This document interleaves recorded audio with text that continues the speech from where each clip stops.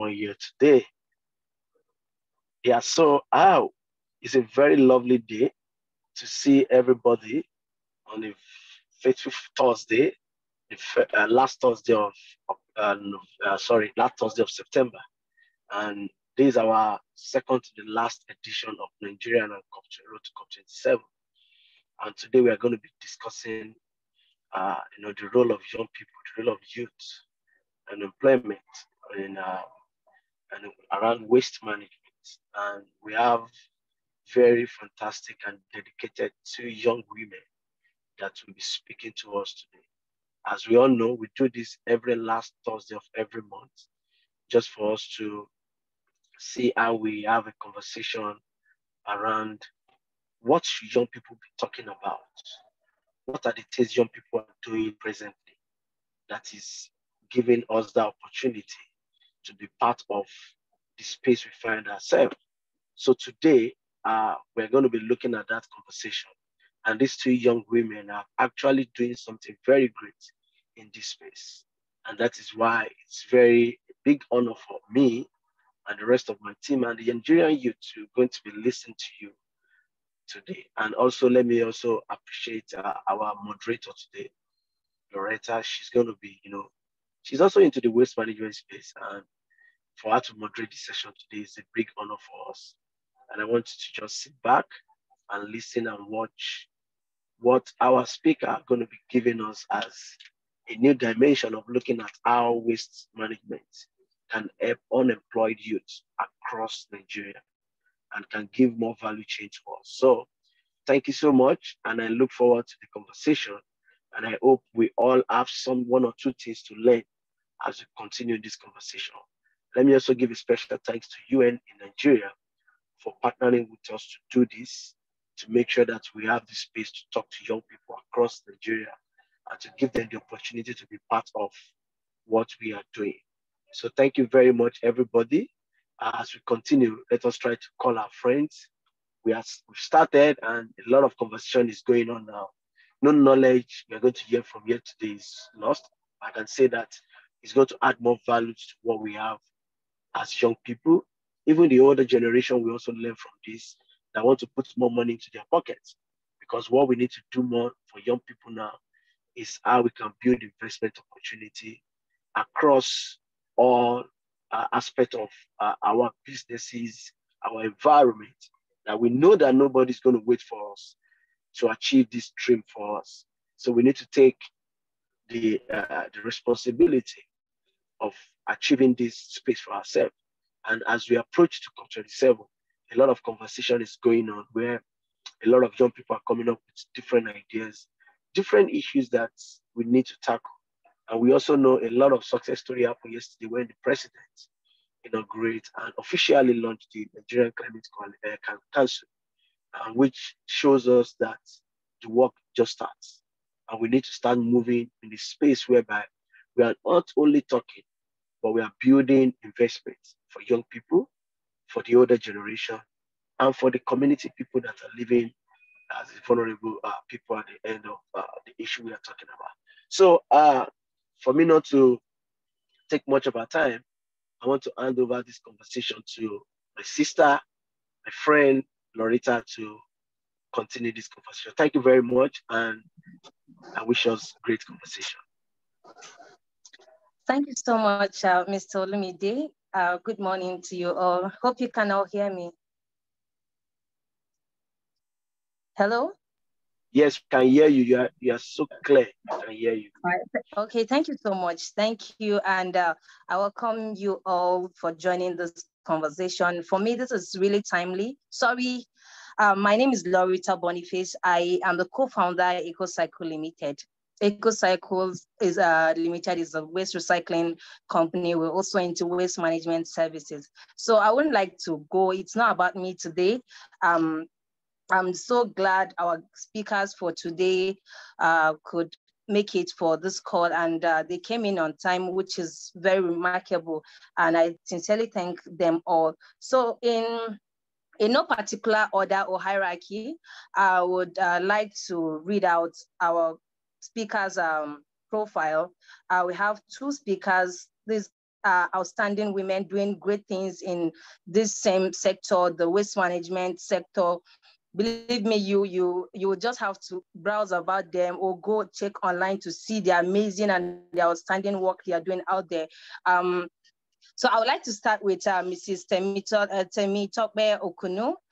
Temitope is a certified teacher, a proficient consultant, an award-winning environmental sustainability communicator, promoter and advocate of environmental health, zero waste gardening, climate action, and conservation. She is the founder of FEB International Foundation and current CEO of Eco School Nigeria, a not-for-profit environmental health and sustainability advocacy organization, passionate about establishment and improvement of a conscious generation committed and dedicated to the conservation, sustainability, and protection of the environment. She has 16 years of experience, wow, in the nonprofit sector, where she has trained and empowered over 20,000 youth and women in environmental health and sustainable waste management strategies in West, South, and Eastern Nigeria. Wow, I can go on and on and on with her profile, but I'll give her a few minutes to tell us more about herself, her organization, and the few projects she's doing around waste management.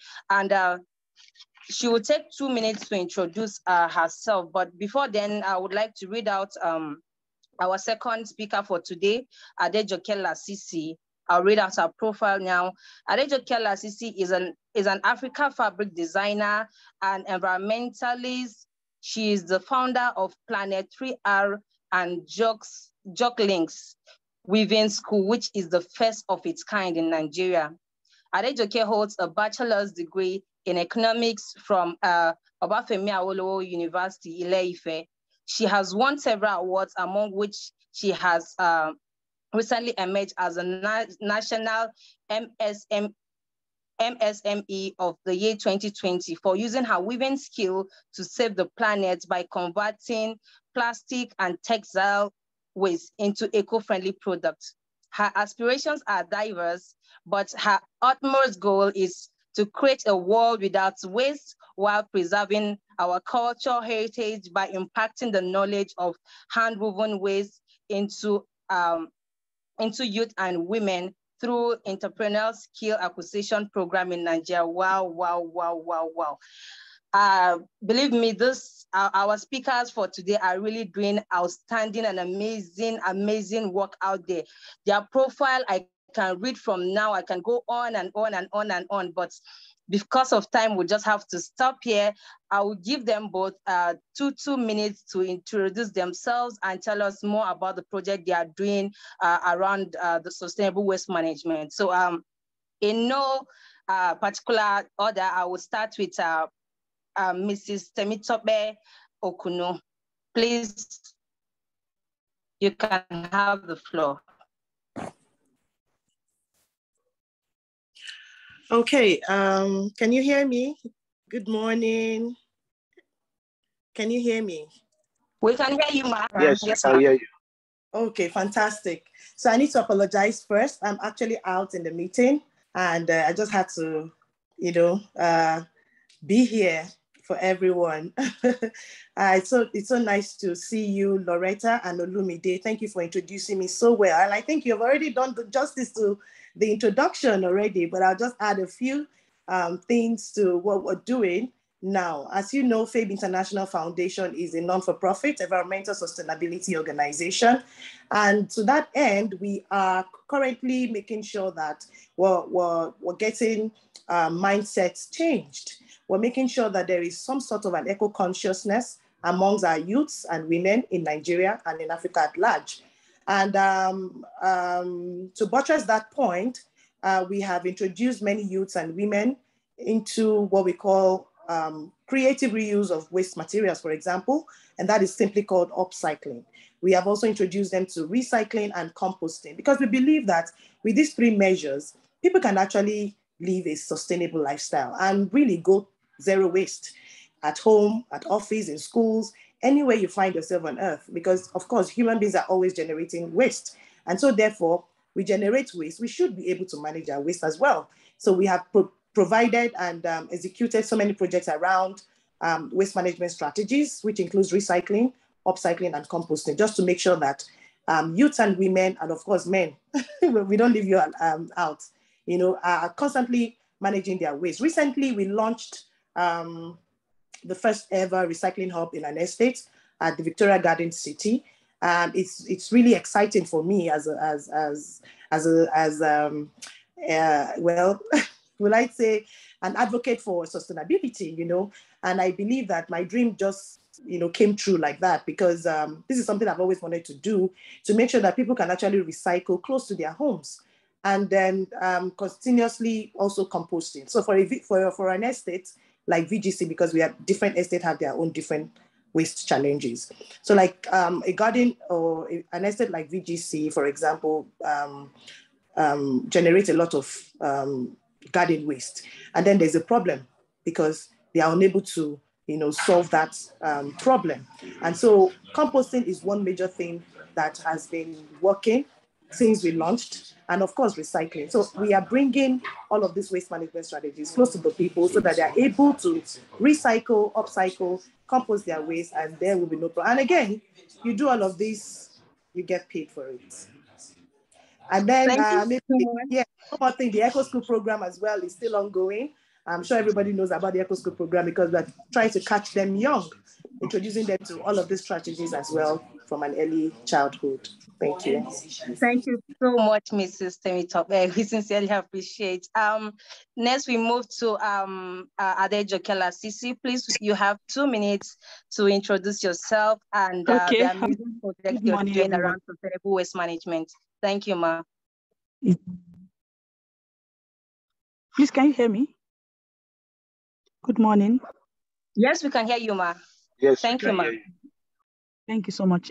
Thank you so much for this opportunity, Mr. Olumide, Hebu moderator, and my Oga to Madam Temitope. Thank you so much. And so my name is Adejoke Lasisi. I'm the founder and creative director of Planet 3R. At Planet 3R, we convert textile and plastic waste into eco-friendly products. And one of the reasons what we do is because we do not just, I realized that in the community where I stayed, like what motivated me to start what I did initially is that I realized that so many people just dump their wastes into the river that we have, and some people burn these wastes. And one thing that I thought of is, okay, we can't even introduce waste management to these people that they can't even pay. Majority of them cannot afford to pay people that will come and be packing their waste or something. So I now look at it, what is the main issue itself? What should we solve first? So why trying to solve the waste problem, that how can people in this community, people that are generating the waste, benefit from it as well? The economic impacts, how is going to like make sure that, okay, it's solving that poverty, it's bringing money to them, at least for feeding and for taking care of their children, especially women and girls in the community. So that was why we now started using the weaving skills that I've acquired from my mom. And I started using it to now weave this, convert them into fabrics, could now convert them into bags, shoes, and that's what we now do. Like it's not just about the environmental impact anymore, but also creating the economic impacts. Yeah, thank you. Thank you so much. Thank you so much, Madam Adejoke Lasisi. That was an outstanding one. And we all know that waste is now part of the new target for the nationally determined contribution. It was updated this year, waste and water, part of the new targets.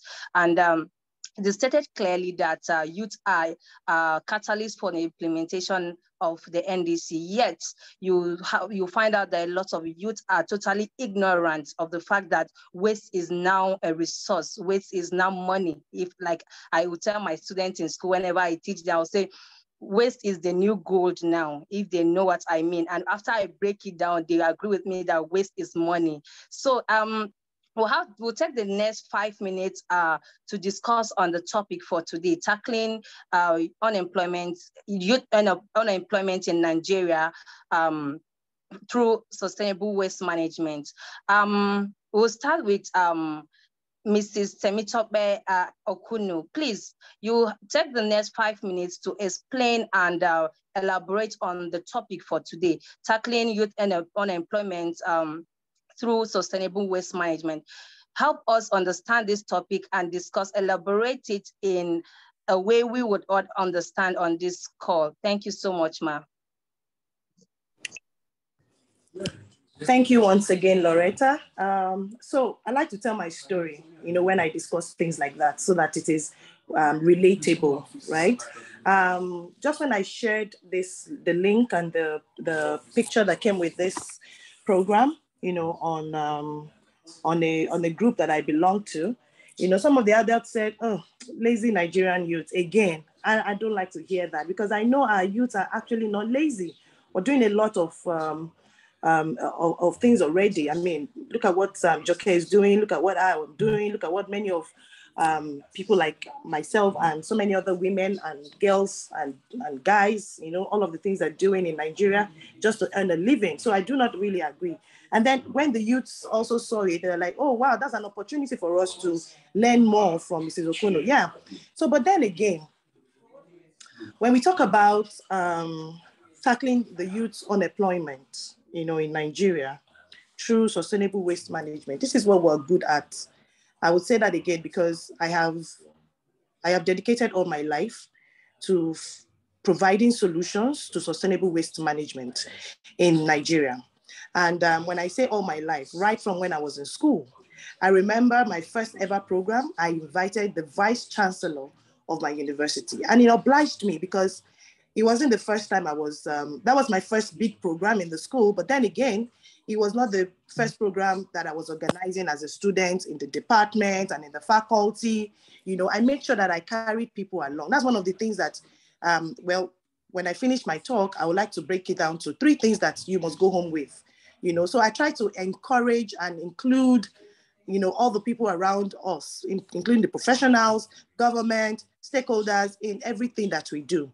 So when I was in the university, I was always cleaning up our faculty. And people thought that, is this girl okay? But then I had a dream. I had a dream of a beautiful Lagos, a beautiful Nigeria, a Nigeria where, you would see waste and call it gold or resource, which is what we're doing now anyway.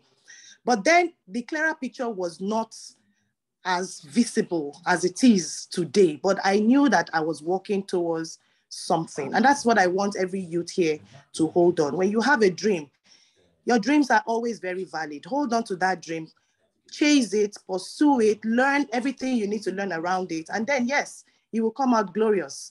So when we started, I remember some of the comments I heard in Yoruba. They would say, "Shetaya no koni." And I'm like, okay, that is really worse, and this is coming from a very close person, for a close person to say, after all the degrees and all the things that you went home and abroad, is tire and pet bottles, that kind of thing. And that alone could make you want to change your mind and say, okay, am I really going the right way? Of course, I had times and, different alone times that I had to think about it. Are you sure, Temitope? Are you really, really sure? But, I still had that conviction that I am going to do something from waste. And lo and behold, with those tires, we would turn them into beautiful masterpiece furnitures, turn them into garden planters. We got a recommendation from the Lagos State government. We were able to penetrate the Lagos State schools through the Ministry of Education. And also I was ambassador for many years at the Ministry of Environment and currently even in LASEPA. And I was able to use all of these relationships that I built to penetrate into the most vulnerable people in the society. And these are our children. They need to learn from start how to manage their waste. We generate waste. You should also be able to manage your waste. And then we're also able to introduce to them the opportunities in waste management. Just like you said, Loretta, you said that you tell your student that waste is now the gold. Yeah. So waste is a resource. We waste. We used to say something at the foundation. Waste is not a waste until it's completely wasted. And the children do not understand, like, okay, waste. I say, think about it before you say it. So when they think about it, like, okay, that, begins to change their mindset from the words that they say. And then when they see it manifest in their presence, then they have no doubt to understand that, yes, waste is actually a resource. And this is something that youth can tap into. Today, we talk about climate change and all of the, elements of climate change. And then people keep wondering why we have cancer here and there, why the countries are flooding. The other day I heard, was it Taraba State, 12 local governments submerged in water, and this is just, it's just a solution it's a human solution. When we get things right, things like that will not happen. In Lagos State, we know we are surrounded with water, and yet you see some people dump waste materials into nearby ocean, lagoons, and all of those things. And then later tomorrow, their house gets flooded, and then they are blaming government. Please, is it government that threw the trash into the lagoon in the first place? So why are you blaming government? It begins with us. We need to start looking inward and start making some changes ourselves. As a girl, for example, you prepare breakfast, lunch, and dinner. And there's a possibility that you're always in the kitchen to do all of these things, right? All of the waste generated in the kitchen can be composted. These are the things we're teaching women. When you compost it, it turns into an organic gold called compost. And then you can use that compost to raise a garden. And that's one of the things we're teaching children and women in communities. Raise a garden, grow your own food. Because I tell you today, what you eat in the market, particularly your veggies and fruits, they are suicidal. They are very, very suicidal. The amount of chemicals, synthetic chemicals that is being churned on our vegetables and fruits today is suicidal. So why should I keep eating such when I can actually, grow my own at home with my food waste? So that's one aspect.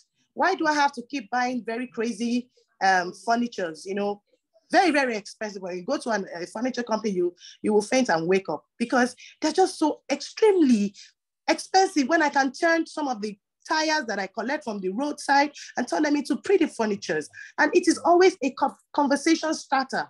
When you come to my office, everybody wants to sit on my tire chair.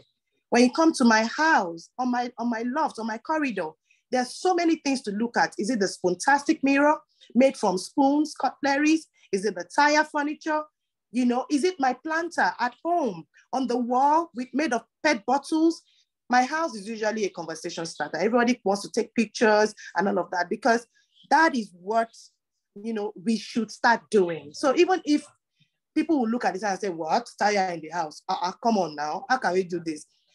Be an example. And that's why when I talk, I like to share my own experience. I like you to see it the way I do it. I like to do it myself because before I tell you how to do it, because if it is working for me, it can work for you. So, and then recently we launched a recycling hub, because when we were for 3 years now, we've been on the Eco Schools project. We have always constantly linked recyclers to all our schools nationwide. But then again, there's a gap. The schools complain that the recyclers don't come on time, they don't pick up their waste materials, And then what we initially do not want to happen in those schools eventually happens. Because when they keep PET bottles for a month, 2 months, 3 months, come on, what's gonna happen? Everything's gonna deteriorate. All the school compound becomes very dirty. And that's what we are trying to prevent. That's what we're trying to tell the school to come out from. Then when it now comes to that, or begins to happen like that, of what use? So we found out that there's a gap, and we needed to get our recycling hubs closer to the schools. And that was what initiated our, the collection centers that we have today. But right now, it's still in Lekki. We have not really moved far away from Lekki, but by the grace of God, we're still going to move to the ends of the earth, and we can't do it alone. We need collaborators, people to come on board, share in the vision, that FABE has, and together we can sustainably live a zero waste lifestyle. And to bucket that, because you wanted me to really talk about the opportunities, I make money. I make money from the talk. And you see me sitting pretty because of the money I make from waste management. And all my life, I have made only money from what I do, Fade International Foundation. Now, for many years, I was paying myself because I wanted the vision to stick into people's minds. I want a mindset change. And yes, people are really changing. You see a lot of organizations that have learned from us, and they're doing amazing stuff, amazing things that even I cannot fathom. So from what we do with the Echo Schools project, even though we have funding from different organizations, and that is solely for low-income people. But guess what? The private schools who wants to also be part of the Echo Schools project, they pay money. And that's how you make your own money. When you make your tire planters, you make your money. When you make your tire furniture, you make your money. When you grow food for people using organic methods, you make premium money as well from that. So young people, you have no cost sitting at home. You need to just take that opportunity. And I was talking to a young person just 2 days ago, and the person was like, it's not yet time. I'm waiting for the right time. And I said, time waits for nobody, girl. You need to seize the opportunity. And when that opportunity comes, grab it.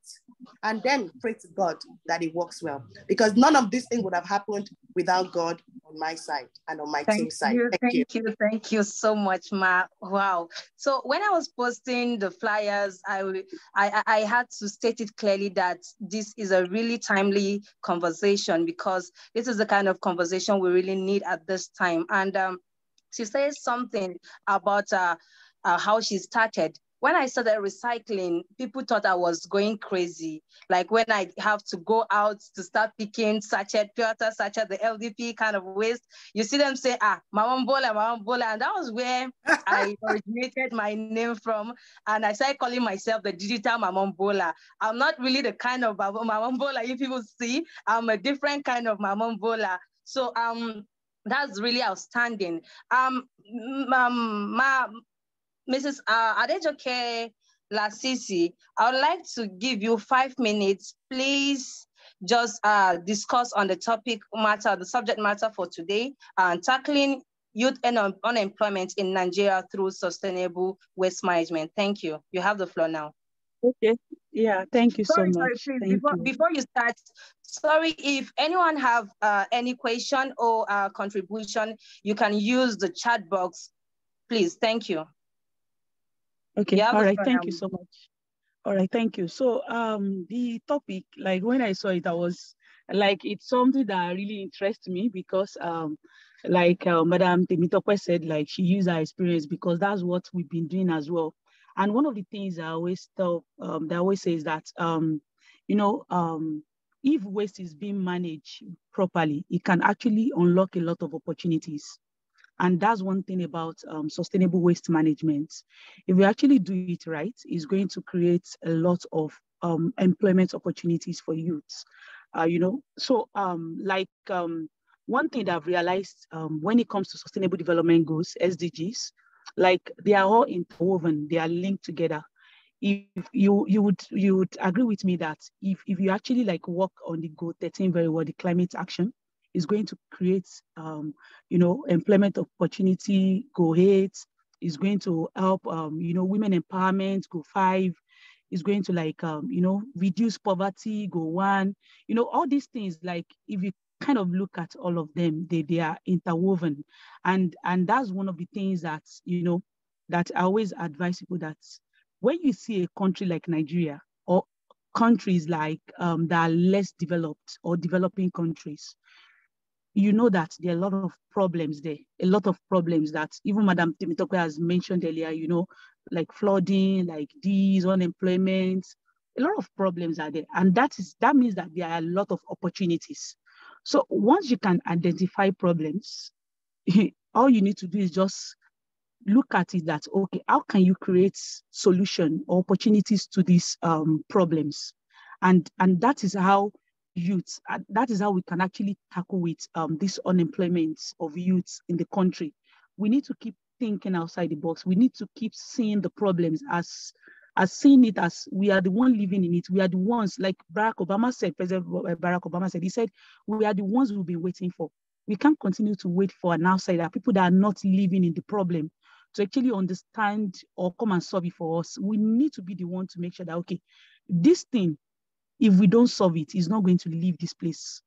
Let us see every problems as opportunities. So by the time we keep seeing that, I'm telling you, most of the youths are going to like create opportunity, or even if they don't create the opportunity themselves, they are going to see job opportunities that are available for them to fit in and for them to make impact as well. And one other thing that I always encourage youth for, because one of the things I've noticed so far is that majority of youth just jump into things. They just see that, okay, this is what everybody is doing, is waste management. They say we are making money. They say we are making this. Fine. Madam Temitope said that she's making money. Fine. I'm also making money. We are making money as well. But the truth is, this money is not easy. You know, majority of them just like, waste management. And they just pack one like 10 kg of waste and want to sell it and say the day to day they are already working. And they don't know that you actually get the money in volume. You know, most of all these things, if you don't take your time to actually like, okay, I want to do it very well. And we know most youths now, they are in hurry, like they are in an hurry. They just want to make the money very fast. So by the time they pack like 20 kg, if they even manage to pack 1,000 kg, they'll be like, hey, what is this? I'm not in for this. So this waste management of a thing, this sector, honestly, it requires you to really, really be patient. You can't, it's not something that you feel like you rush into and you start making the money. So if you know that, okay, you see a problem, and I'm telling you, there's really no a place in the country right now that doesn't have a problem, maybe flooding or too much waste or something. You would definitely see, because as our population keeps increasing, that's how the waste that we keep generating keeps increasing as well. So we should know that so far that we are humans, we are available, we are alive, because there's no way we'll be the one to be generating the problem. We are the one generating the waste. So this waste is there, and just make sure that, okay, what can I do to make sure that, okay, I solve this problem? And truly, I always tell people, if you can get solution, if you can get paracetamol to the headache I'm having, why wouldn't I pay you? We all need somebody that can take off the stress off us. We need someone that will just make life easy for us. So if it's okay, you come up with a solution that, or maybe all this food waste that you're having in your house, all this thing, you can just solve it for them, all this plastic waste in your community. There's a way that you can solve it. At the same time, maybe they will get something like a win-win situation for them. I'm telling you, they will even pay you for it. That, well, come and carry this problem that we don't even know what to do about it. So that is the way it works. So you have to make sure that these problems you are seeing, you must be able to create value from it, because we can't just make money. It's an exchange. You get money in exchange for value. Nobody will give you money without giving value for that money. And that's how the transaction works. So we just have to make sure that in as much as there are opportunities, especially when it comes to the waste management sector, because when we look around us, there's pollution, there's this everywhere. So, but we must make sure that we take our time. We have it in mind that this money don't just come, because I tell people, don't just tell me that, fine, you have the impact. You like to make sure that the environment is clean. But it's, at the same time, if it's not making money, it's not making sense. It's the money that will sustain you. And that's one of the things that they talk about, the sustainability part of it. That means that you can stand on your own, even if you don't get grants, even if you don't get external funding, that business or that project will survive on its own. So you have to make sure that, okay, the business side of it is making money as well. So we just have to make sure that we note all these things. Thank you so much. Thank you so much, Ma. Wow. This is really insightful and informative. And one thing that stands out for me is when she mentioned patience, because that's one virtue in really making money. You just have to be really, really patient with whatever you are doing. Even when I started, it's not normally rosy at first. And a lot of youths these days in this era, they expect you to just bring 10 kg of waste and they will give you the whole money. No one wants to really soil his or her hand to really make this money. And it's really important. If you really want to make money and a genuine money, you need to be very, very patient. So this next question is for you, Mrs. Temitope Okunu. You mentioned involving the government and even individuals in your project. I want to ask, do you think the government is doing enough to promote sustainable waste management in a way to tackle youth unemployment in Nigeria?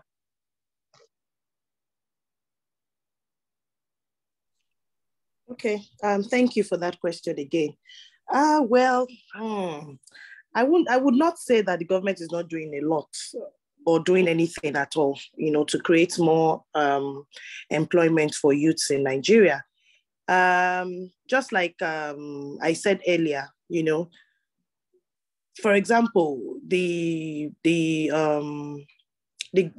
governing, will I say, yeah, the government, the closest government to us for waste management is Loma, and Lagos State Waste Management Authority is doing a lot right now to help youths, with opportunities, especially with recycling. Because now you see a lot of youths now venturing into recycling because people like me or other people in the recycling industry say, oh, there's money in this thing, or maybe there's no money in this thing or something. And then Joke even mentioned it earlier that, youths just venture into it just because they see some facade of money. Recycling business is not for the faint-hearted. Waste management as well is not for the faint-hearted. If you are not in need to make an impact, you will run out of it in a month or two, because it's not something that, you venture in and then you start seeing the immediate value. So we have been into this for several years. We are 16 years. And I want to tell you, for 10 years, there was no funding. It was just from mommy, daddy, husband, family, friends, and that's it. There was no funding for 10 years, 10 good years. So when the funding came and people were surprised, like, what happened? How? We have sown the seed years ago. So you don't come into an industry one that you don't know. You need to find out, have your findings and all of that. And then for government to actually be involved. Now government we're really crazy about recycling. And it's because many of us in the space did not stop. So of course, there are several governments that have come and gone, and they didn't take recycling as part of their project or something that they should even think about. But today, because people in that sector did not stop, we didn't stop, we forged ahead, whether government backed us up or whether we have funding, the tenacity was strong. We went on doing what we needed to do. We against all odds, we were just pushing against the storm, against the hurricane and all of that. And then today, our resilience has paid off, because right now, the Loma MD called himself father of recycling. In the last program that we went to, he said he's the father of recycling. So why is he so proud of that? Because many of us have come together. We even formed an association called Lagos State Recyclers. And all of the recyclers, they are professionals doing one thing or the other. And the youth are so that's one platform that the government provided for young people, like every one of us, to thrive in the waste management sector. Thank you so much, Mrs. Temitope. Thank you. This conversation is really, really interesting. And this next question is for you, Madam Adejoke Lasisi. You mentioned women empowerment. How would you describe women and youth participation in waste management and the waste recycling sector? Okay. So thank you so much for that question. Naturally, women are home keepers, like majorly, like we know that. So I feel like it's really much easier, and women and youth are actually more active when it comes to collecting waste or making sure that, okay, we have a sustainable, even the segregation, everything, like, women do more of these things. And I don't know, maybe because I work mainly with women, and I feel like it has really, like, out of 21 workers that we have, we only have just two men that are working with us. Others are women and girls. So it's I feel women are more, because one of the things I always say that for sustainable development goals to be achievable, women and youth have to be a part of it. If we don't include women or even youths to be part of this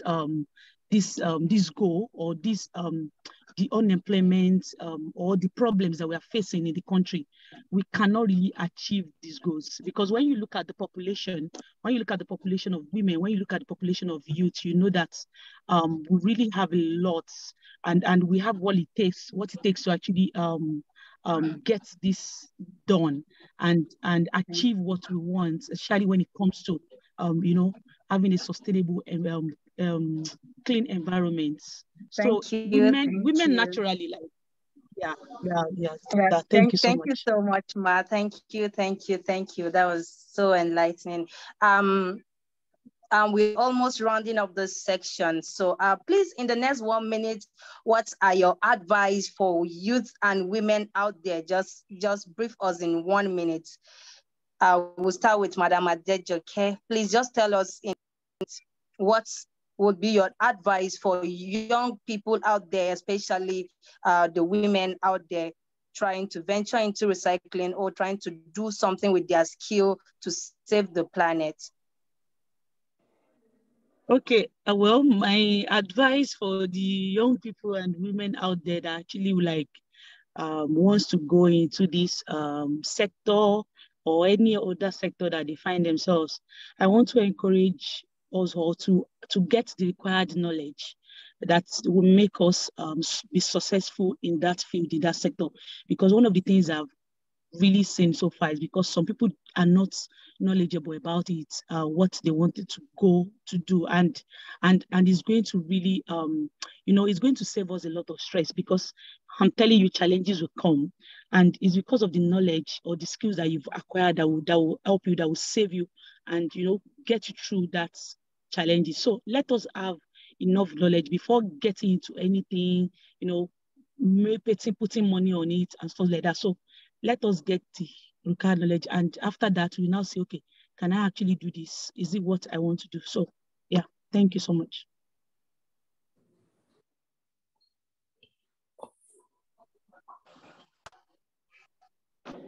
Hello?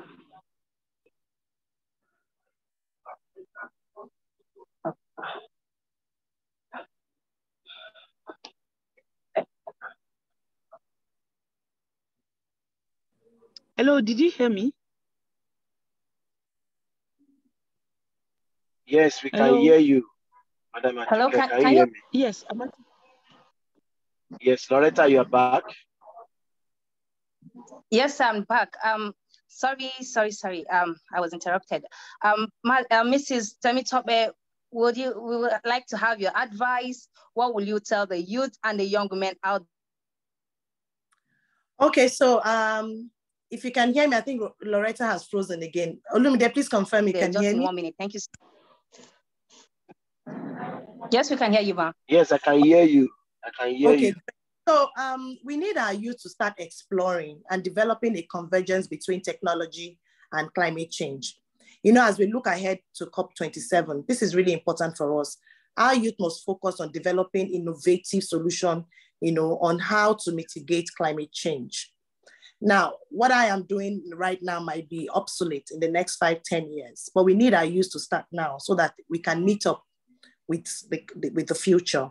Our youth must, number two would be that our youth must learn to build as organizations, rather than working in silos or as individuals, so as to be able to tap into one of this year's, theme, which is financing climate change, in developing countries like ours in Nigeria. Most funding agencies will rather deal with organizations and not individuals. And lastly, you should have told us there now. You should have told us before we came in. Yeah. They did not tell us. Mr. Olumide, you are interrupting. Please, can you unmute? Can you mute yourself, please? Sorry, Ma. All right. Lastly, our youth must find ways to work with the government. You know, I mentioned this when I was talking. We must find ways to work with the government to institutionalize our climate actions, you know, through constant engagement. The reason is, if I was not working with the government, today we won't have the government, you know, adopt the Eco Schools project in the schools, Lagos State schools in Lagos State. It was the tenacity, it was the dedication, it was the focus, and it was the engagement. So if we really, really want to have some policy changes, we need to make sure that we're working hand in hand with the government. Thank you so much. Thank you so much, Ma. It was really nice having you here. Thank you so much, Madam Adejoke. And please, I would like to inform you here that I will be having my short gown soon from you. And Mrs. Temitope, I would like my center table from you, but that would be on a private discussion. Thank you so much for joining. We are glad you could make it for this call. And we have two people here. Mr. Musa is raising his hand. Mr. Musa, please, in 1 minute, can you, is it a question or a contribution? Hello, good morning, everybody. Mine is more of a question and a contribution. Please, in 1 minute. Thank you. Okay, thank you so much. And I want to appreciate the two guests who made justice to the question. And if you look at it critically, one of the message of the SDG is that leave nobody behind. Everybody must be carried along.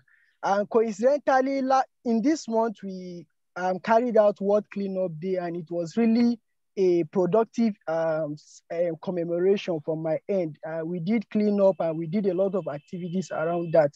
But one thing I've noticed is that there are a lot of informal people, informal waste pickers around the community, trying to sort out waste, trying to, like what we refer to them locally as babambola, yeah, if you all agree with me.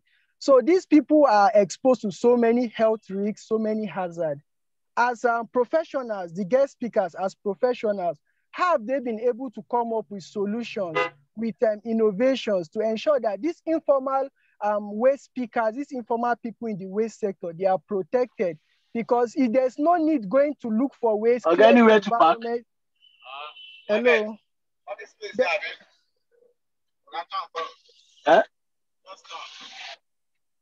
So, Mr. as I was saying, please, you have to mute yourself, please. Thank you. Hello, so what Ms. I'm driving Loretta. Sorry, Miss Loretta. Hello. Hello. Yes. Good afternoon, ma. Good day, ma. Yeah. So, sorry, I have to. I wanted to ask a question, but I put the question on the chat. I have to attend to some young people that are here at our center for an educational briefing. So I'll be off, but because it's being recorded, I'll know what the response is. Thank you. Thank you, ma. Mr. Musa. Okay. I hope you can hear me now. Yeah, please, I said you have 30 seconds to round up, please. Thank you. Thank you. So my question is that, what are the professionals doing? What are their plans to ensure that the health of these people, these informal people, their health is not jeopardized? Thank you so much. Okay, thank you so much. Please, who will answer the question? Madam Adejoke, Mrs. Tokwe, please. Okay, so let me quickly do justice to that because I need to run out now. I think for us at the foundation and with the launch of the Tidy Nigeria project, we are looking out to making sure that that is being solved, because yes, we see a lot of health challenges with especially the malambolas that you mentioned. And this is why we have incorporated a health scheme, you know, into what we do as an organization. And then everybody working with us, particularly the women and the youth who are going to be looking out for pet bottles, particularly, you know, that we are located in communities and in estates around Lagos. So they are well kitted with making sure that they're wearing gloves, they're wearing their nose masks, they're wearing boots, and they're really great. And then they have signed up for an health insurance scheme, which will always help them to keep themselves, secured, healthy, and free from any kind of debris, any kind of diseases, in the future. Because yes, they're really going through a lot of, especially particularly those that are in the scavenging, thing. So when they scavenge like that, they are prone to cuts, bruises, and all of that. And yes, the government is even actually looking out for such more insurances when it comes to the health of the informal workers, around waste management. Thank you so much. Thank you so much, Mrs. Tokwe. Thank you for doing justice to that question. Next, we'll go, Fatima Yaya, your hands are up. Please, can you ask your question in 1 minute, please? Thank you.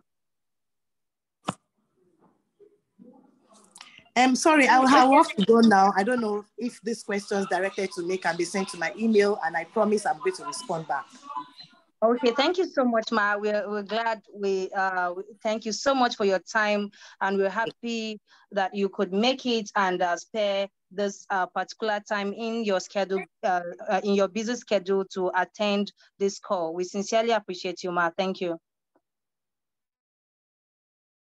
Thank you too. It's wonderful joining you on this call. Thank you, and I wish you all the best. Bye.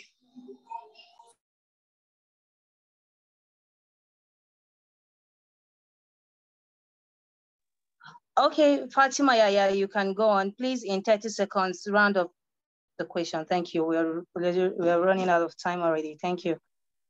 Okay.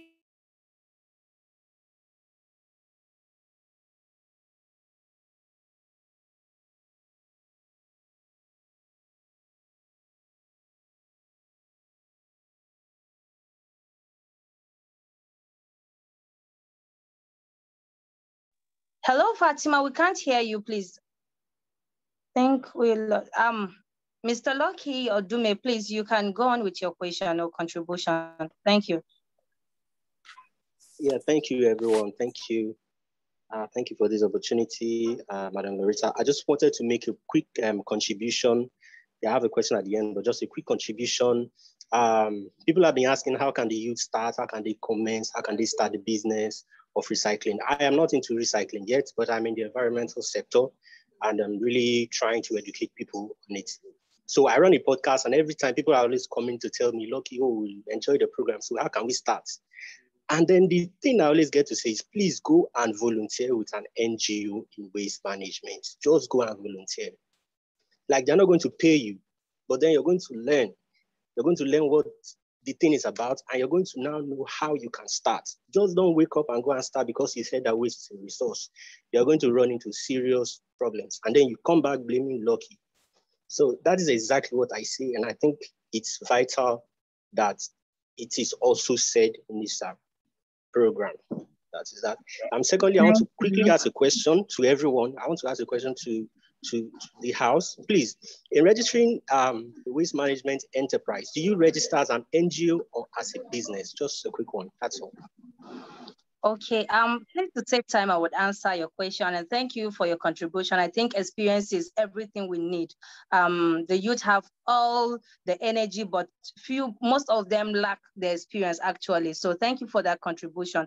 So in registering, so you said a waste management sector, you register as a social enterprise. I don't know if that answers your question, not an NGO. But if you want it to be purely on impact, a non-profit organization, you can register it as an NGO.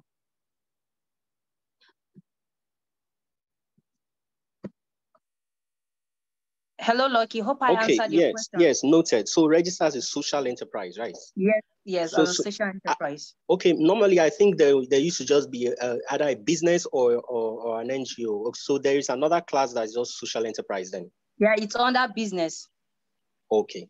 All right. Yes. Thank you. Thank you so much. No, it's business name. That was business name. Yeah. Okay. Thank you so much. I think at this phase I would hand over to Mr. Olumide to finalize the section. Thank you so much. Mr. Olumide, are you on the call? Yes, I'm on the call. Hello? Sorry, my Okay. mic was muted. Okay, thank you so much. I'll hand over to you now.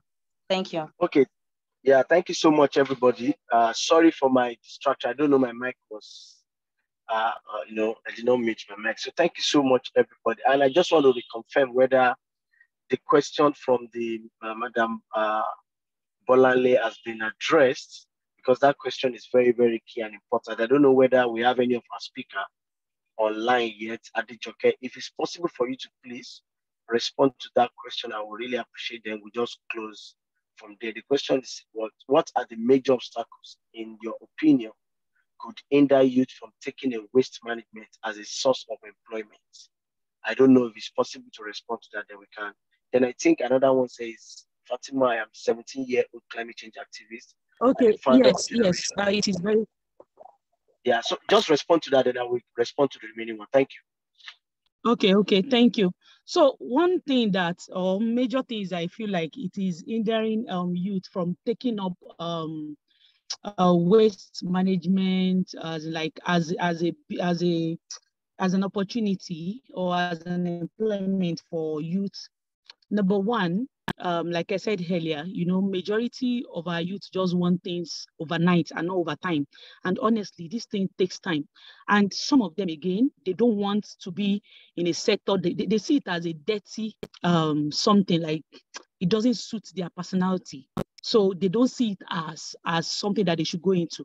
And also peer group, again, majority now is about tech for so many people, but they don't know that they can actually use technology to enhance climate, climate change or environment, whatever opportunity that is into this sector. I believe that they can actually use the technology that they have. But, sometimes it's just about, okay, this is what everybody is doing. I want to be a developer. I want to be this. And, sometimes I just feel like a lot of youth do not have a mind of their own, and they don't just want to go into, they don't want to get their hands dirty, and they don't want to go into this kind of sector, except maybe they just find it so easy and they don't have to do so much stress. Like some people will bring like 20 kg and they'll be expecting you to pay them like 20,000 naira. They feel like it is one huge money. Like one of our collector like that, a youth, she went for like 20 days. And she came with a waste that was what she was able to collect. When we weighed it, it was 3.4 kg for a whole month. And she was expecting huge money when she brought it. So that is one of the things that we really, really encounter when it comes to, as in from my own experience, for youth. That's why they are not one of the obstacles, that they are not taking up this waste business as an opportunity. Yes. Thank you. All right. Thank you very much, Mrs. Adejoke, for that wonderful contribution. And I think a lot of us as young people, we understand that everything we want to achieve, we have to follow due process. And everything we want to do, we need to start looking at who are the people that have been doing something around this area, and to learn and to get mentorship. It is very, very key. And I will also recommend that every one of you on this call, in as much you want to start something innovative, try as much as possible. Talk to them. Madam Adejoke is there, Madam Temitope is there. And we have other young people, women, men out there that are actually tapping into waste management as an opportunity to, gain employment for themselves. And not to say, we also remember that we are not only building opportunities, we are building opportunity that is sustainable, that can also be upscale, which is something that is very important. The waste management sector is now gaining a lot of attention, and that is why this is another opportunity for young people to see how they can get employment out of this, rather than waiting for the government. Madam Temitope talk about lazy youth. No one is lazy except you want to make yourself one. So I will encourage us as young people to start looking at what they can do. Let me just respond to this question before I end the call. And it says he's the founder of Generation Enough and coordinator of Fridays for Future Abuja. And I really want to know if anyone here is going to COP27 or know someone going, okay, Fatima, I don't know whether you're still on this call. To be sincere with you, we have a lot of young people that are going to COP. It depends on how you want to go and how you want to be part of it. So I will advise that you get in touch with different young people network and make that request. You can reach out to me via climatewednesday@gmail.com so that we can tell you what people have been doing to get themselves engaged to be part of COP27 as well. And if you can join our call next month, which is going to be our last end of call, we can tell you what young people will be doing in COP27 and how young people will be engaging themselves. But try as much as possible to connect and let us talk about your participation and what you want to hear. Your age is very interesting, and it's very important that we work together to make it happen. So let me use this opportunity to say thank you to everybody that joined this call, from Loretta for helping us to moderate this wonderful session, to Madam Temitope, to Adijoke, and to everybody that contribute and ask questions. Thank you so much. And I hope you can stay with us next month for another edition on the last Thursday of this next month. And also you can rewatch this conversation. We're going to be uploading it on our platform on YouTube, Climate Wednesday.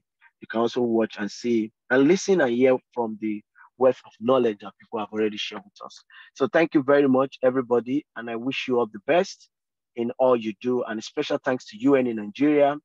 Thank you to everybody that have made this happen.